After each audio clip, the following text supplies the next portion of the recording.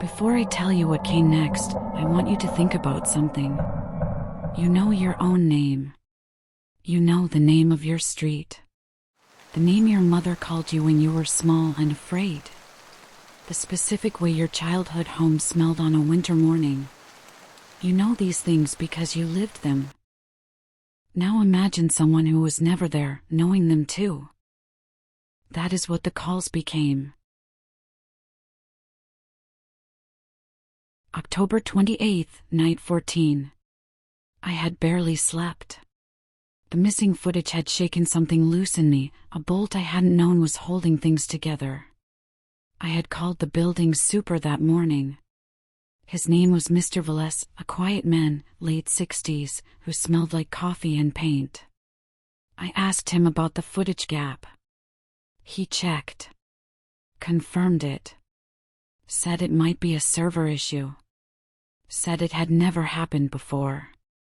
Looked at me like I was going to be a problem tenant. I went back upstairs. I ate something I don't remember eating. I worked on a project I made no progress on. And at 3:13, I answered the call. The voice said, "You didn't eat dinner on Tuesday." It was true. I had skipped dinner on Tuesday, 2 days before, because I'd forgotten, because I was deep in a project and time had slipped. I'd eaten crackers at 11 p.m. and called it enough. Nobody knew that. Not Diana. Not my mother. Nobody. I sat there, frozen, and I tried to speak and my voice didn't work. 60 seconds. Line dead. I want you to really sit with that moment. Because this is where it changed. Before, it was frightening, mysterious, unsettling, but theoretically explainable. Stalker with a new number each night. Someone who found my number and my name. But this was intimate. Domestic. Private in a way that required access. Someone had watched me not eat dinner at 7 p.m. on a Tuesday, in my own home, on the 14th floor, and they had waited 2 days, and they had called me in the dark and told me what they saw. I went through my apartment the next morning. Every inch. Looking for cameras. Behind the ventilation grates, under the smoke detectors, inside the clock on the kitchen wall that had come with the apartment pre-furnished. I found nothing. I almost wish I had. The calls that followed came every night. The voice spoke every time now. And with every call, it offered me something, a detail. A small, private, correct fact about my day. October 29th, you cried in the shower this morning. True. I don't know why. It just happened, a wave of something that passed through me under the hot water. No one saw. No one knew. October 30th, you thought about calling him. Him.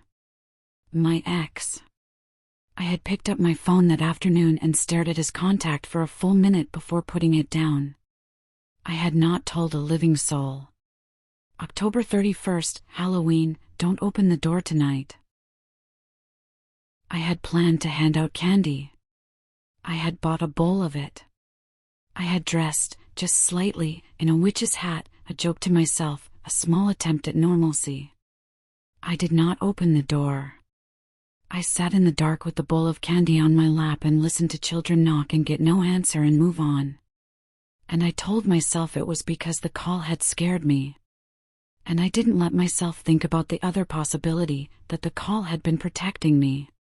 Because that was the trap, you see. That's what it was building toward. The intimacy.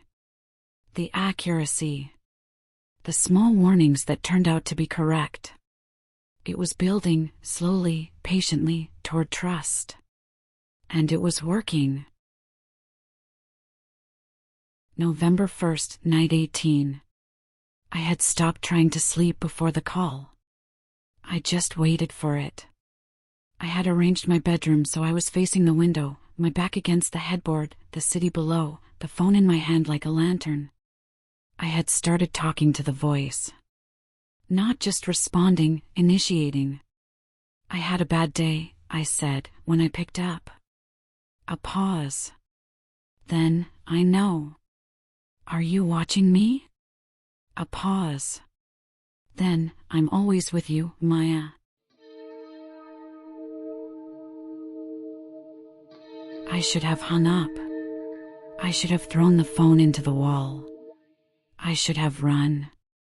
Instead, and I am telling you this because it's true and because you need to understand how this happens to people, instead, I felt something soften in me. Because I had been alone for a long time. Because the voice knew me. Because it kept coming back. "Are you real?" I whispered. 60 seconds. Line dead. The next morning I found a voicemail. Not from the unknown number. From my own number. From myself. I had not sent a voicemail. I had been asleep. I pressed play. "You left the door unlocked on Thursday, Maya." I came in. "I watched you sleep. You look so peaceful when you're not afraid." I dropped the phone. I didn't pick it up for 4 hours.